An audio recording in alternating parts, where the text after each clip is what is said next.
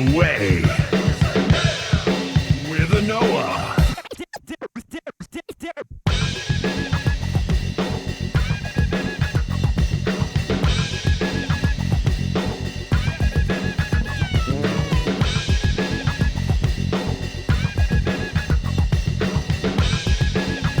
The Way with Anoa.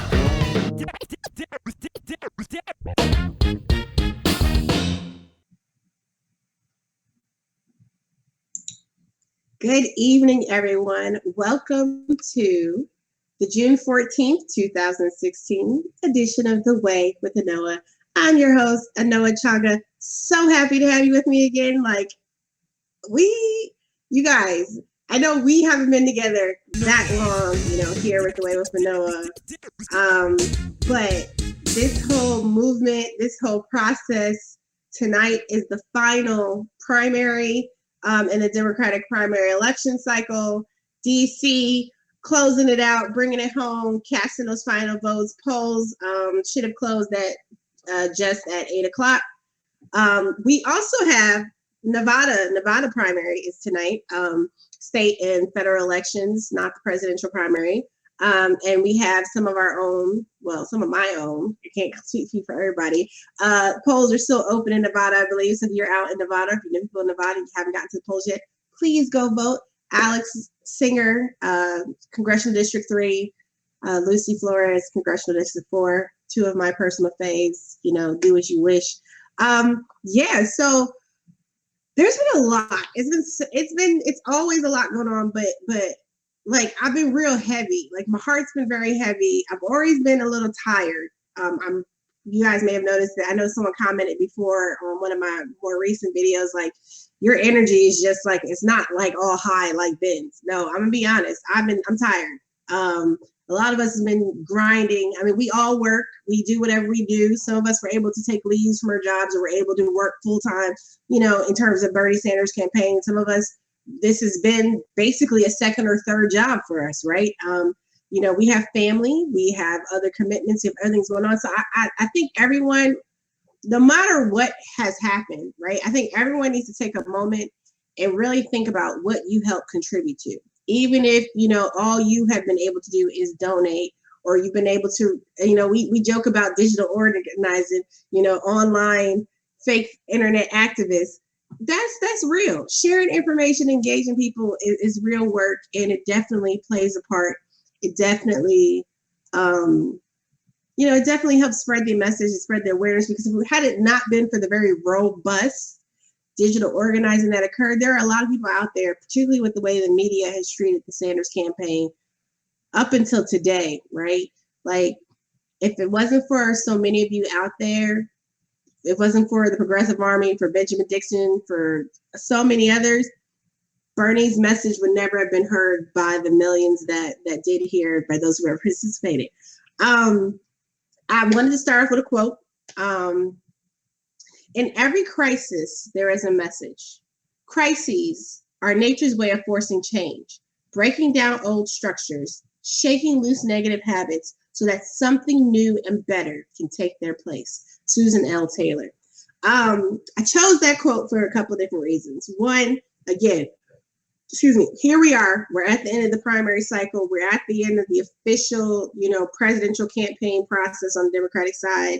Well, not the official end is the convention, delegates seated when that process plays out. But the actual voting process, in terms of, we the people voting, ends tonight. And some people look at this and they're very disappointed by the way things have turned out.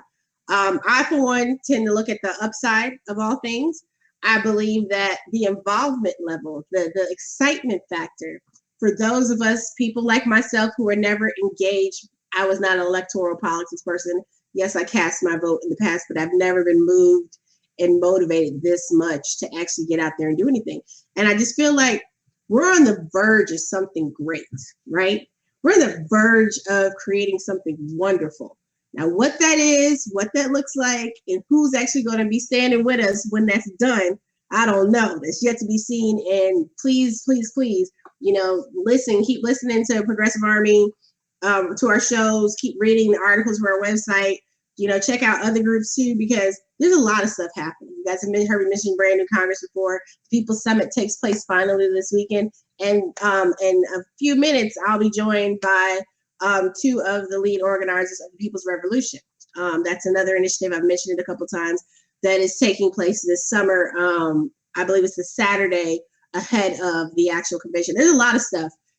See you in Philly. There is a whole slew of activities, basically starting with this weekend all the way up and through the convention week going on. So this is just the beginning. I mean, people are like, well, you'll see the snarky comments on social media, well, get over it, or trolls, say, well, you lost, get over it, or whatever the case may be. But what people fail to understand, and this is how I know that people do not understand what this was all about, right?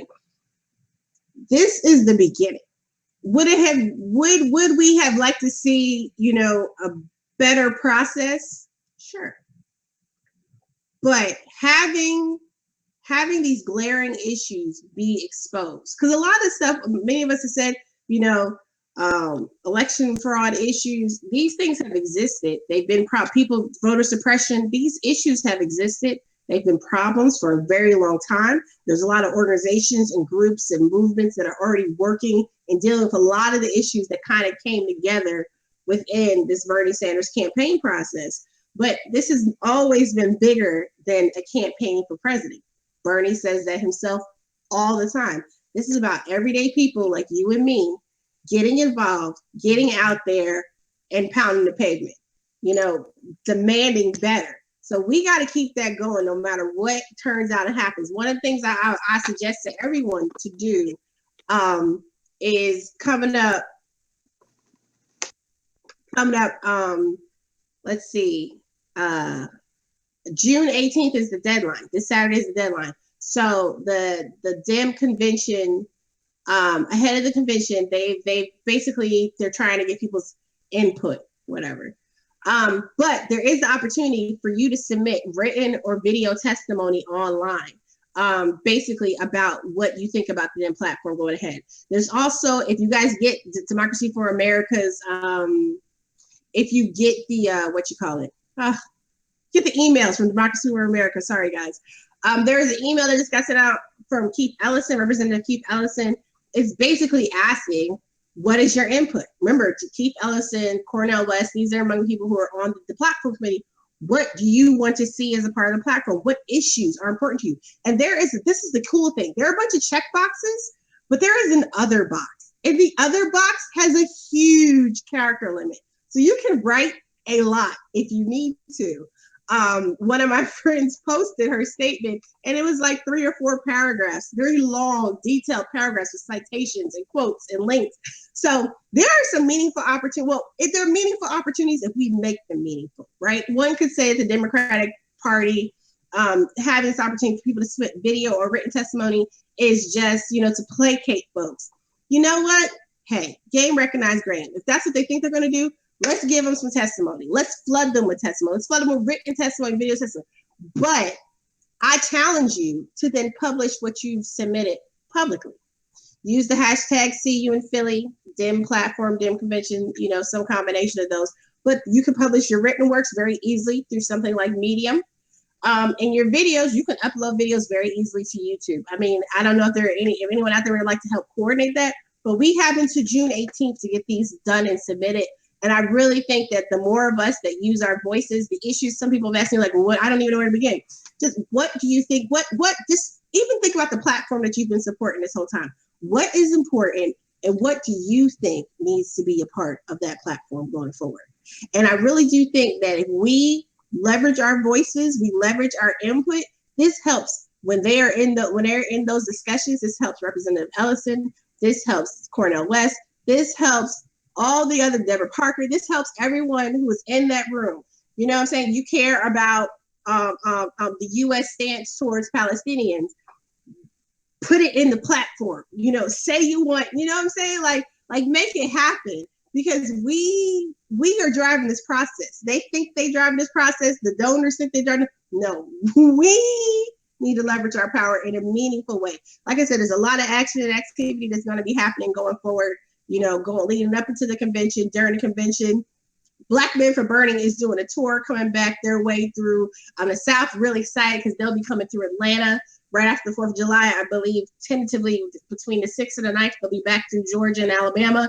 So, I mean, there's a lot going on. So I know some of us get a little down sometimes because, things haven't exactly panned out the way we envisioned, at the start of this primary season. But there's a lot of going on. There are a lot of wonderful people that we've all connected with. And we're moving forward. We are moving forward. Bernie has already said that he is moving forward. I believe he met with Secretary Clinton today. And I don't know what that outcome is. There's also there's an RSVP. You guys need to go and sign up on the Bernie's events site for the live stream. There'll be a live stream Thursday evening. I believe it's 8:30 Eastern time. His address to the people. And we're going to hear there. But he continues to say that he is pushing forward. He is moving along. He is taking it to the convention. And among other things, today, he has said that the DNC outright needs new leadership. Debbie Wasserman Schultz gotta go. Gotta go. That's not enough of a concession for me, for this girl right here. But, that would be a really nice gesture if little Debbie got the boot. But it's a lot going on. I know I'm going to just take a few moments real quick. Everybody's already talking about it. The Orlando shooting, there is a solidarity gathering happening, I'm sure plenty of places, but there's a big, Lambda Legal and other folks had pictures and video from Twitter happening here in Atlanta. I don't want to really necessarily repeat what's already been said, but I want to talk about it from a mom's perspective. My daughter, this weekend, I was dropping my son off for summer camp, and my daughter and I, we heard the news. And when I heard the news, I'm with a bunch of kids. Ages 4 to 14, 15. And it's the older kids, the 10-year-old with us, my son and his friends, and my daughter and her friends, who were, of course, aware of what was happening. And the range in emotion with the kids. The boys are like, man, this is really depressing. That's awful. Can we watch soccer? They're 12. So it didn't really hit them. I mean, it hit them, but they were just like, that's really bad. Those types of guns should not be legal. Can we watch soccer now? Okay. The young lady that was with us, she's 10. She was like emotional, because all those people, right? And she just was so full of emotion. It's so funny. The little girl, her feeling was the same as my daughter and her friends. They were wrought with emotion.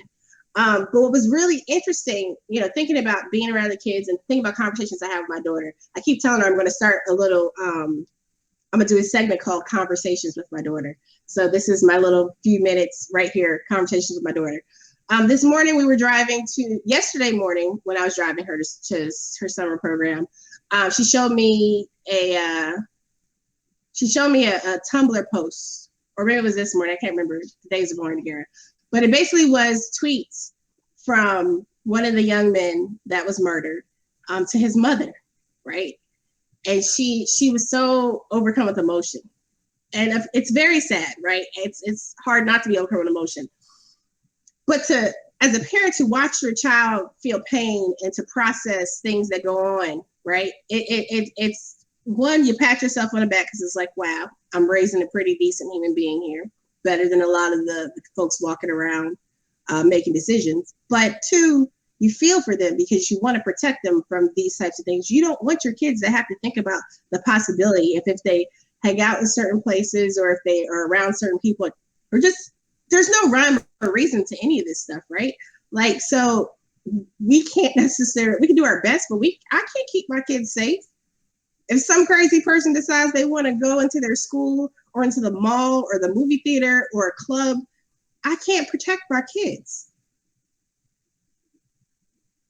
And not having the answers as a parent, like, that's rough.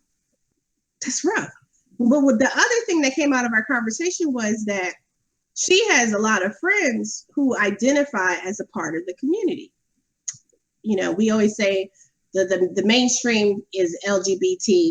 Some people will say LGBTQ, but there's several other letters that are there that are often overlooked, not touched on, not addressed.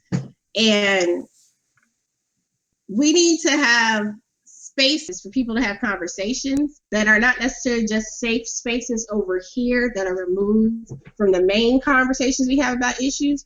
We need to break down the barriers and have space for conversations to happen just in general. And I think that the one of the conversations that has come out of all this that she also raised with me is one acknowledging that besides, you have LGBT, right? And a lot of times we only focus on the L and the G. Everyone else does not really get the same recognition, support, encouragement. You can list on. But in this case, which I've seen reiterated by so many people, that this is an issue, this is an incident that also overwhelmingly affected people of color who are a part of the community as well, right? I saw somebody had some tweets like, well, okay, that's really bad what happened, but Black people have been suffering. The fact that we are disregarding the fact that Black people and Latino people were the ones primarily affected, it's just, I don't know. Like, it's just the people are just not thinking as a human being. I'm not really here for trading atrocities. I don't do that. My people have suffered more than your people thing. I'm a human being, and I believe that human beings have a right to exist, the right to live and thrive and be happy. And quite honestly, if you don't agree with that and you are sitting here trying to make justifications, rationalizations about why this isn't as bad as such and such, you should really check yourself. And if you're calling yourself a progressive, you really need to think again. Because there's a really great response from Black Lives Matter that I tweeted out earlier. I'll retweet it again. But this is not the time for those types of statements. It's very divisive. So that's just really kind of my thoughts on the issue. Like I said, we're moving forward. There's a lot of stuff that's going on, and all the work that's going forward, it's not going to be easy. It's not going to be pretty. We're not going to all get along, happy all the time. But it's work that needs to be done. It is a big reward at the end of the rainbow, however far along it takes us to get there. And I'm excited to, share with you some of the good stuff that's going on. So I'm just checking to see. I hear, yeah, I got a full room. So I got a full room. Okay, I am going to start with Jack and Shannon first, and then I'm also joined tonight because it's so exciting because I haven't seen her face yet. The goddess Pamela wrote a phenomenal piece, and we're going to talk about state of women in a little bit. But first, I want to talk with Jack and Shannon about People's Revolution. Hi, guys. Hi, Noah. Hi, guys. Hi, Jack. Hi, Shannon. How you guys doing? Good. How are you? Awesome. I'm doing well. Thank you. So I'll let you guys introduce yourselves to everyone, and then we can talk a little bit more about what's going on, what you guys have been doing. Like, just tell me just about yourselves, what you've been doing, and then we'll get straight into the nitty gritty. Shauna, you want to start? I'm Shauna East. We're an organizer with the People's Revolution, and right now our primary objective is organizing the People's Convention, which is a one-day event that's being held at the Arch Street Meeting House in Philadelphia, July 23rd. Awesome. Go ahead, Jay. My name's Jack Rabbit, and like Shauna said, with Shauna, we're putting together the People's Convention, and I've been doing radical organizing since Occupy Wall Street, New York, in 2011. Worked with, helped to found InterOccupy, which was a communications working group that grew out of Occupy. I provided logistical support to Ferguson Action and Movement for Black Lives more recently, and Sean and I have been working on Illinois for Bernie for the past year, and up until we started doing the People's Revolution, and now we're organizing for this convention that I'm very happy to say that Anoa is a part of, which is pretty awesome. Thanks for that, Anoa. Thank you guys for having me. I'm excited to be involved. Yeah, so these two, I mentioned it maybe once before when I first started coming on Ben's show, just for a little background. back last summer, after the Netroots incident, the insurrection happened with Bernie Sanders and Black Lives Matter activists at Netroots. These two awesome people were among a crew that put together this really great call for people of color who supported Bernie Sanders. And it was like sometime like like whenever that happened, like what was it, mid-July or so, late July. But it was like the most awesome call I had been on. I actually met like a few people that I'm very close to and have done all this work with over the time. But like, so these folks are like master organizers trying to pull people together. So if you guys could explain just a little bit more about like what exactly is the People's Convention? What's the aim? Um, So what are we hoping to accomplish? Who's involved? a lot of folks, have been campaigning. Sorry, I'm a little awkward with this hangout thing, but No, you're fine. um, You're doing fine.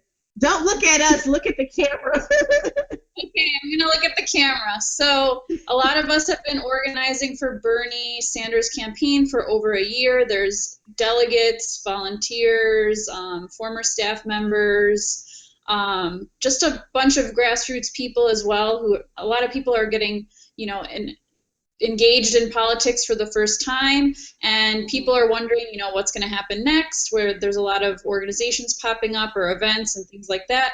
So basically this was just an event that we thought to put on, because a lot of people are going to be in Philadelphia at that time. We thought, what better place to have this event take place. We were hoping for it to be like a few day thing, but it was really, with the amount that it costs to rent places and just the logistics of organizing from afar.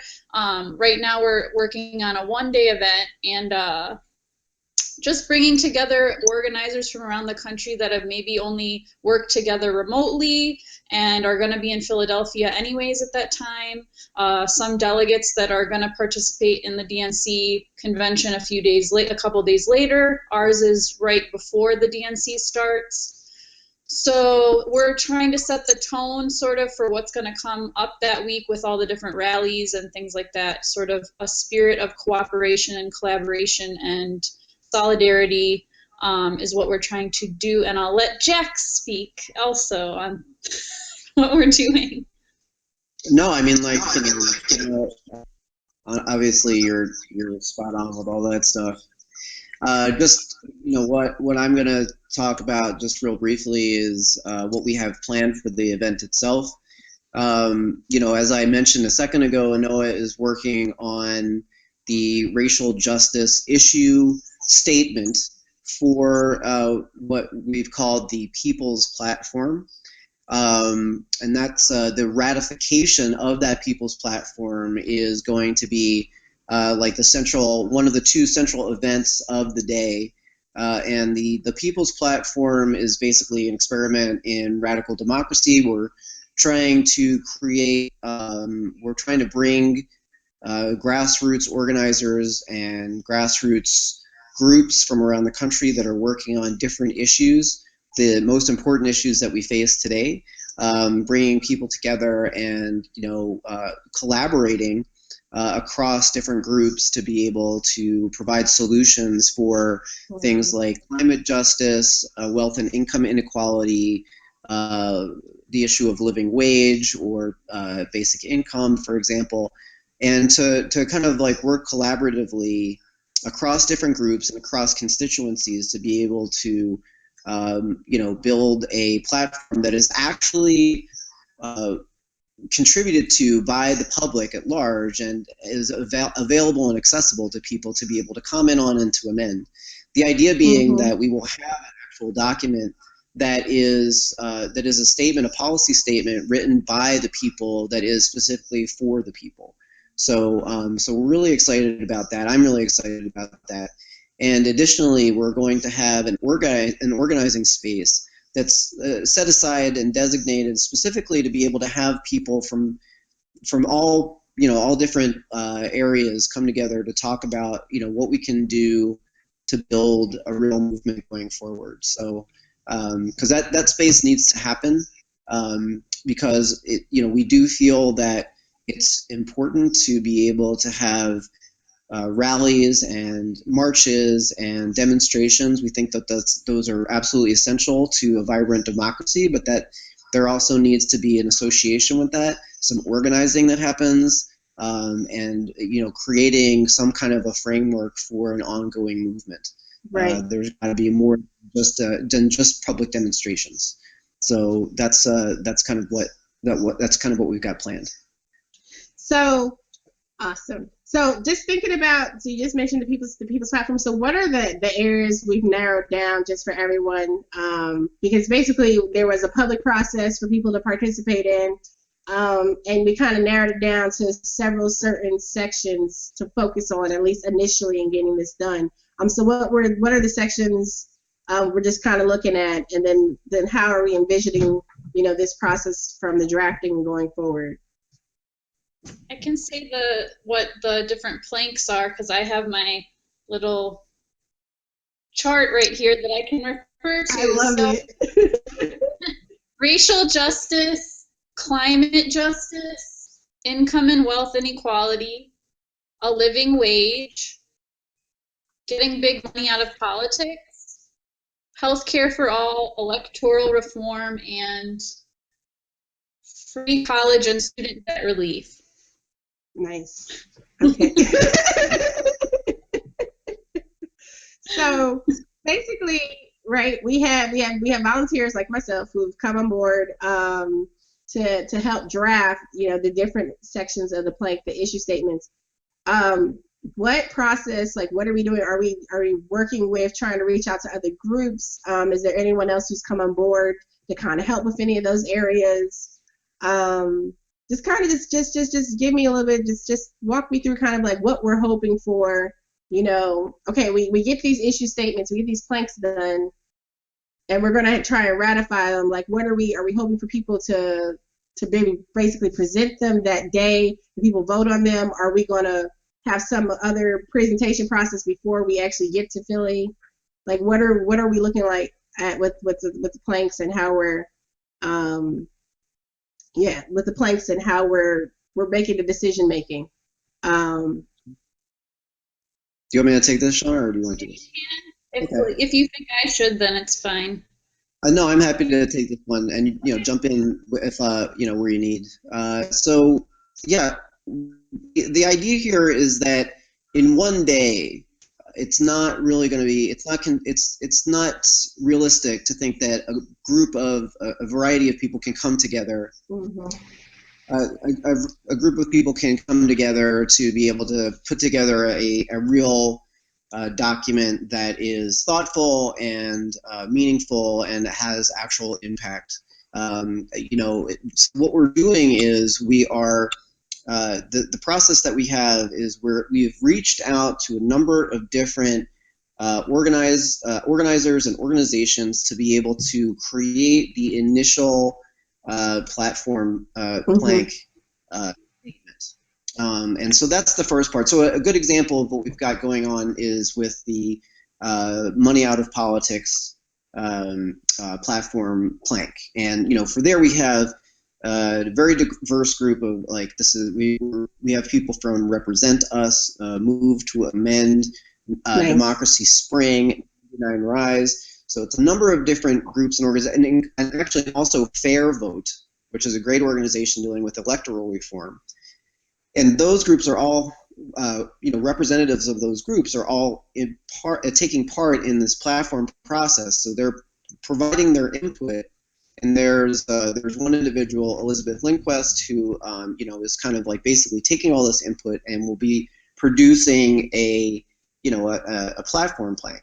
That draft is going to be put out to is going to be presented to anybody and everybody to take a look at. Comments will be added, amendments will be proposed, and the people who are involved in the process can respond to that, take that input, and do what they will with it.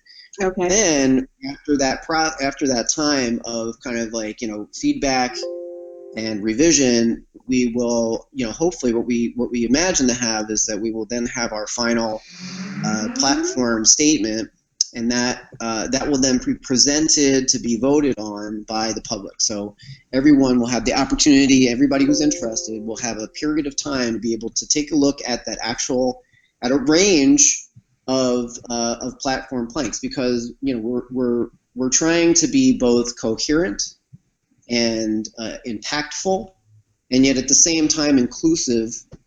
And so what we're doing is we're very intentionally trying to put together an organization of the writing of these planks, but also keep it open to be able to provide an opportunity for the public to be able to weigh in a democratic way. So at the once we have the cutoff date, which is, I believe right now we have July 30th. At that point, we will have an open period of voting where people will be able to vote on the different platform planks, and the one that gets the most votes will be the one that ends up on the people's platform, and that will happen in advance. That will happen in advance of the convention itself, so that people will have an opportunity to know what it is that they are coming to ratify. And I just want to point out that this is still it's still in the proposal stage. Mm-hmm. We're still developing the specifics of how this is going to end up going, but for the most part, that's what we've got set up right now. So sounds good. Shauna can weigh in if there's something that I missed or that I left out. Shauna. No, that was pretty comprehensive. I second that. So what, if anything, you guys, your 1 minute elevator pitch, what people know? Definitely, we've been tweeting out the Twitter link for People's Revolution. You guys definitely check out People's Revolution on Facebook as well. And there's the website is it The People's Revolution, or is it just people'srevolution.org? It's thepeoplesrevolution.org. Thepeoplesrevolution.org. So just closing arguments. What do people need to know? What do people need to do? What do you guys need from us? We need your help. That's my pitch. Sign up on the website. Come to the event on July 23rd. If you're in Philadelphia, come to Arch Street Meeting House. It starts at 10, but be there a little bit early because it's first come, first served. It's a true people's convention. It's going to be free to the public. We need to raise the money necessary because we want it to be totally accessible to people, that there's no barriers, based on finances or anything like that. So please come to the People's Convention on July 23rd in Philadelphia, and find us on Facebook, Twitter, on our website, and get involved before that. And I'll let Jack do the other 30 seconds.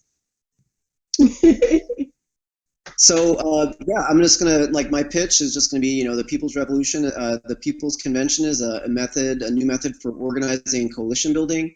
Participation is based on a shared desire for more open, inclusive, and representative democratic institutions. Regular people need new and better ways to have a voice in the political process. And the People's Revolution is recruiting a broad and diverse range of participants who coalesce around a set of decision-making processes that are intentionally designed for inclusivity and direct participation. So, yeah, there's that.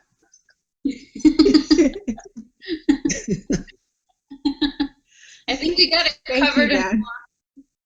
I think you guys got it covered. I think you guys rock. And I think that, in 2 weeks or so, when we're looking at the final drafts coming back in, I think we should all come back together and have another conversation and follow up. Just kind of to give an update on where things are going and what we're looking for going towards Philly. So I appreciate you guys. Thanks. Yeah, thank you so much, Anoa. It's really important that you're part of this, so thanks so much. Well, it's really important that you want me here, so I appreciate you guys. And I look forward to seeing you guys this weekend in Chicago. That's going to be exciting as well. Yeah. So can't wait. All right, bye now. All right, good night, guys. Told you guys, look, it's a lot of great work going on. People are really doing really great things. Definitely go to thepeoplesrevolution.org and sign up, read more about what's going on. I think there might even be a few areas that still need input. And even if there are drafts of the planks are already being drafted. However, if you have some thoughts, or you think you have some expertise in the area, or you just want to express your voice, definitely get involved and see what you can do to pitch in. So I think David has already been tweeting out the link for their Twitter account, but definitely go to the peoplesrevolution.org and check them out on Facebook. So yeah.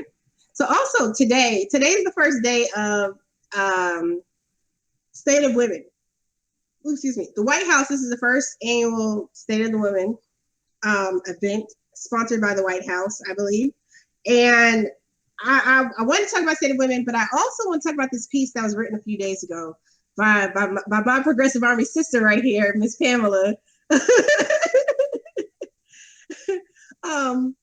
I think you're muted, but this piece, yo, like, when it first got shared around and stuff, like, let me see if David can unmute you. But hi, I'll see if David can unmute you. But this piece,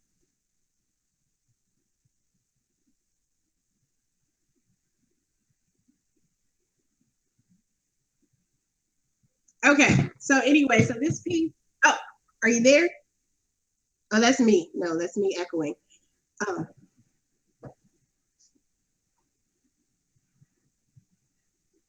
Okay, can you unmute it on your end? If you put your mouse over the screen, it should have a microphone button at the bottom, or maybe at the top on yours. Oh, it's here. Can you hear me Oh. now? Oh, yes, I can. Good. I'm on my phone, so that's why I was completely lost. Okay. Hi, Anoa. How are you doing? I am doing awesome. Thank you for joining me. So please, I'll let you talk about your article because it was awesome. Oh, well, thank you so much. And it's one of those pieces that it got me out of bed. I woke up and my mind started racing. So many tweets, and I'm not heavy in Twitter like some of you all are. And when I go on there, all I get is people yelling and telling me that you've got to unify the party with your vote. You've got to unify the party with your vote. And I'm going, what does the party do for me? Mm-hmm. And I feel completely left out, except when they need that visual. Yep. They will throw my face out there to show the diversity picture. Yep. But they really don't talk to me about my issues. And there is this intersectionality has to happen with Black women specifically, but women of color, because, and it's sad to say, the darker your skin is, the more, trials and tribulations you have to overcome to accomplish anything. And so it's really an uphill battle, and it's just really infuriating to go in and tell people, well, you have to unify the party. You have to give Hillary your vote. And then they appeal to my Blackness and tell me, well, Hillary's been there. Mm-hmm. And so I asked a friend, and she's a Hillary supporter, and I really trust her opinion. And I said, I don't want to be unfair. I've been kind of mired in this, and maybe I'm getting tunnel vision. And I said, I'm going to ask her. So why should I vote for Hillary? And she brought me back some information. She didn't tell me why. She brought me back information, and I just kind of looked into it. And I wrote about that in another piece, The Ghost of Hillary's, help to the African American community. And I started investigating it, and I was just like, this all sounds good just on the surface. Mm-hmm. But when you start digging into it, it's not a lot there. Or you have to overlook some of the things, and well, don't blame her for what Bill did. Well, I don't blame her for what Billy did. I blame her for her support of it, and then she wants to bring it up as one of her crown jewels. Right, exactly. She wants me to take it into account. I'm going to take it into account on what it is. So when I saw the piece on where it was just that I left on the video on the article, I was like, yes, this is exactly what I've been talking about. And when everyone says, well, Hillary has broken through the glass ceiling. And like I said in the article, just because you hear a little glass tinkling doesn't mean that hole is going to be big enough for all of us to climb through. Mm-hmm. And I just really want to be recognized, daily, yearly, not just in an election year. Yep. So and that's just really what motivated the piece. And I just was shocked because it was one of those things that I was angry and I fired it off, and then I went, people seem to like this. And so I feel like there's people out there that just didn't know how to just get that out there. And so I'm glad I did. I'm glad I did. Yes, people, not just that people liked it, but it resonates because everything you're saying is absolutely right. Like we always talk about how black women are we're the large, we vote for Democrats in a larger proportion, like, we're this change making driving force, and yet we're underrepresented when you talk about, candidates, when you talk about people in real, like, in certain positions.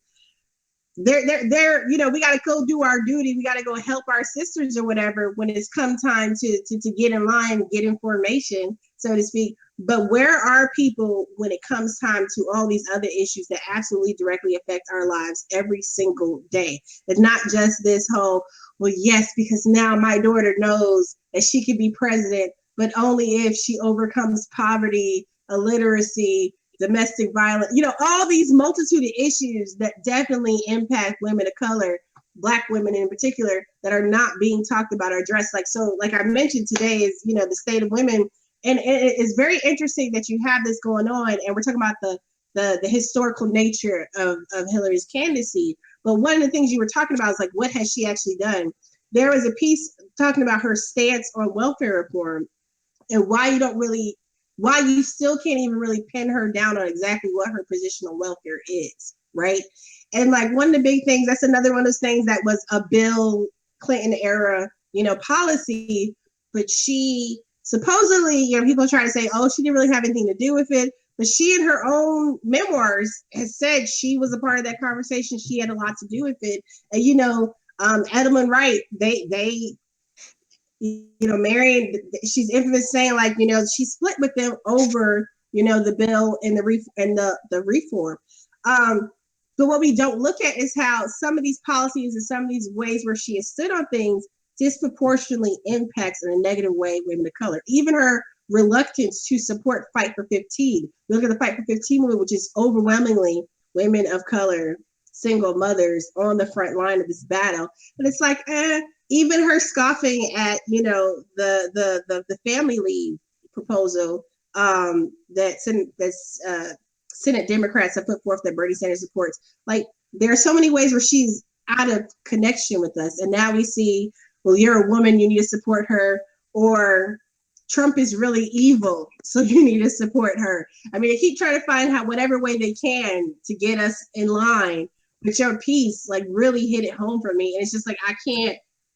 Mm-mm. Can you still hear me? I can still hear you. Yes, you're there. Okay. You're good. All right. Something happened with my camera there. But it was one of those things that I was actually on welfare when Bill Clinton was in office. And I was married and we had a son and we were going to college. And it was the rules changed midstream for us. And it was so difficult we were doing the things that you were supposed to do. We didn't want to exist on welfare forever. Yes. We were trying to work and better ourselves and go to school. And there was just hoop after hoop after hoop. And then a few years later, I was a single mother. And, it was always a situation where I was $36, making $36 too much to get any assistance. But I actually contemplated going in and asking to lower my pay so that I could qualify for assistance, because the assistance would have been more helpful with me being able to get food so I could cover bills and medicine. It was one of those situations. And so when you see that they're so proud of that bill, I feel like they're speaking to the right. They're not speaking to the liberals. They're not speaking to the progressives. They're speaking to the right. She's trying to pull those votes. And that's why I say in the article, she's playing on their field with their ball and with their referees. She had to become one of them. And, Hillary's very capable. I will not take that away from her. She's very capable. I'm not going to tear her down. But there are a lot of capable women. She's not some anomaly. Exactly. And so, that's not enough for me to get behind her. So, yes, she's very capable, but what is she doing with that capability? It was interesting today because, of course, there's She's given her speeches now, especially with her and Trump going back and forth in the aftermath of the Orlando massacre. Um, her commentary about radical Islam and certain countries, stop financing, terrorists and stuff like that. There was a meme or a tweet or something about how some of the countries she's calling out donate money, millions, to her to their foundation. Someone else then pointed out that some of these countries have some of the most abusive and atrocious policies towards women, right? Right. And then now today, someone pointed out that those countries, some of them also, they not only persecute but execute people for being gay, and it is, you do start to question, at what point do you draw the line in being able to support someone? Like, I understand everyone's feeling Trump is bad, Trump is evil, Trump is scary. I don't know what to tell y'all. Like, Trump is bad, Trump is evil, Trump is scary, but Hillary Clinton just says the same stuff. She just does so really nicely. Yes, exactly. They both talked about radicalized Islam yesterday, right? You have POTUS saying, I'm not going there. Like, what does that even do? What does that even do?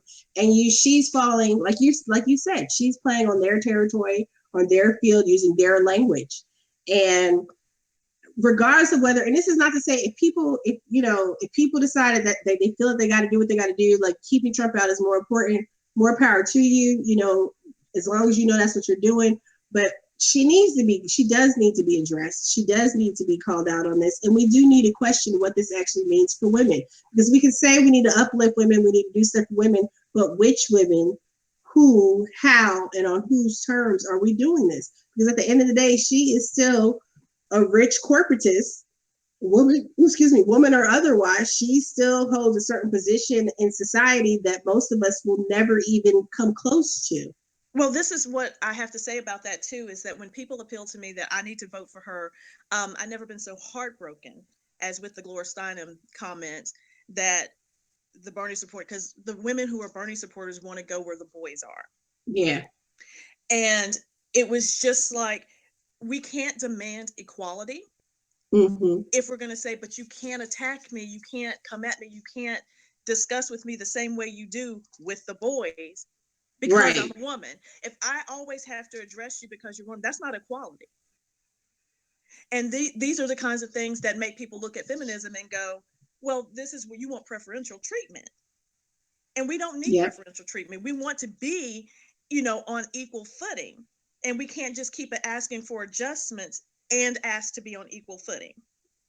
And that's what I feel like she's done for her election, is say, well, I'm here, I'm a woman, so you should just support me just because I'm a woman and you're a woman.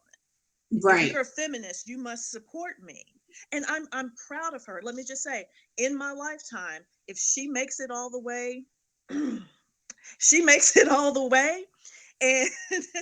And I've seen the first African American president and the first woman president. Right. But there's only going to be one of those that I'm going to be very proud of. And it's just, and I have to say, when Obama spoke a couple days ago, it was another little twist of the knife, because it was like, you can't think of anyone better for this position. Right. And I'm like, you literally were in the room with the other candidate. You cannot tell me after the things she said about you. So when I see these sort of political games being played, and like, I've never had any illusions that Obama was anything but a politician, but I think he did an excellent job with his presidency. Right. But when I see the politics being played, I've got to call him out too. Yes, definitely. That definitely was a bit of political theater happening there. Yes. And has continued to do so. I was kind of miffed when I saw the letter in my email, in my inbox from him about how I need to be with her. I'm like, dude, are you serious? Just because you forget, it's like when your girl breaks up with her dude, and he did her so dirty, and you're still mad for her. Right. They may have made up, they may be back together, but you still so mad that you won't even break bread with them no more. Like, I haven't forgotten, or like, I've got a daughter Uh-huh. She posted, she was just like, my mom has not forgotten what you did or said about me. It's the same way.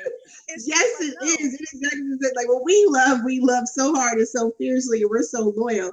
But it's just like I understand. It was very weird for me because yesterday, someone who I trust like so much and respect so much, and their opinion is like probably top 5 people in the world. Their opinion matters in the top 5 most to me ever out of anybody.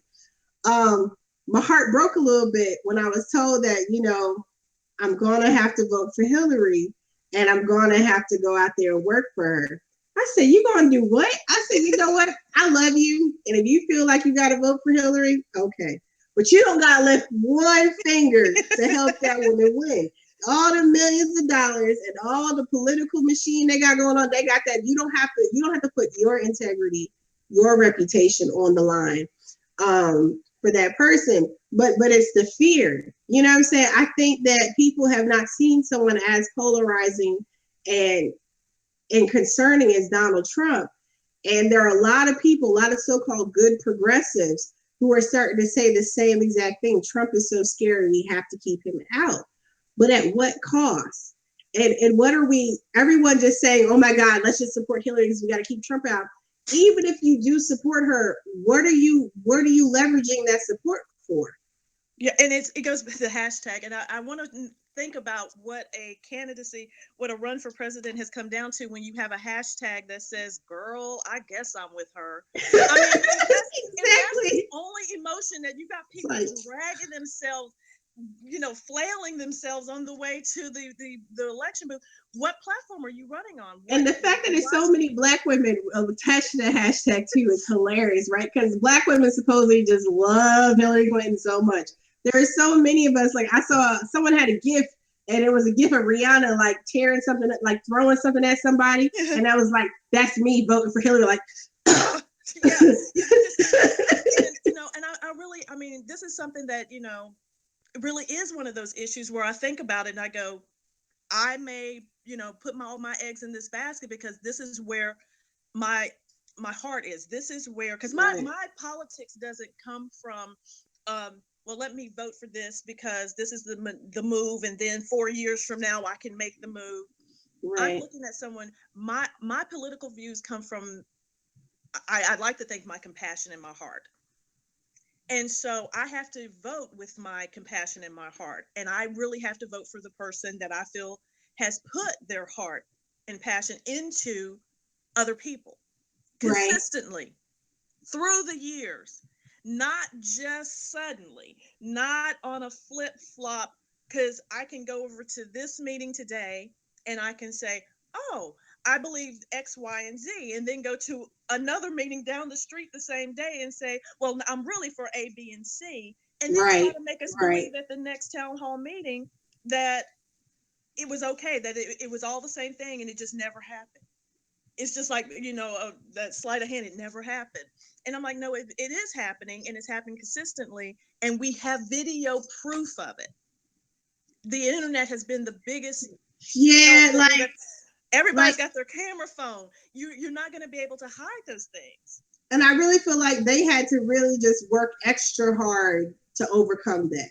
Because I think if we had a regular playing field in terms of like regular media, in addition to the media that we've all developed over the last several months, I think it'd be a lot tougher climb for her. We'll see how things shake out, over the next several months. But I got JP. JP's a taskmaster, so I appreciate you so much for coming on and talking to me. And I would actually, this was fun. We need to do this again. We should. Thank you for having me, Anoa. Definitely check Pamela out on Twitter. Goddess Pamela on Twitter. Definitely check her out at progressivearmy.com. We have a whole slew of writers at Progressive Army. Ben and David and Kelly and Niz and everyone have built an amazing team. So please check out and support. Definitely appreciate you guys. Appreciate you so much. You guys have probably already seen by now.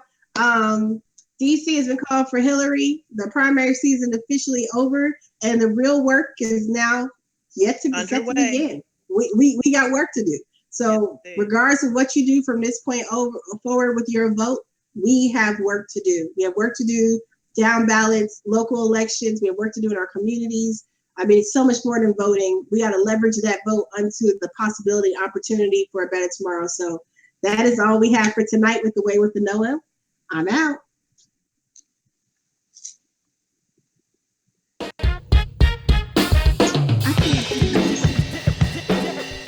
The Way.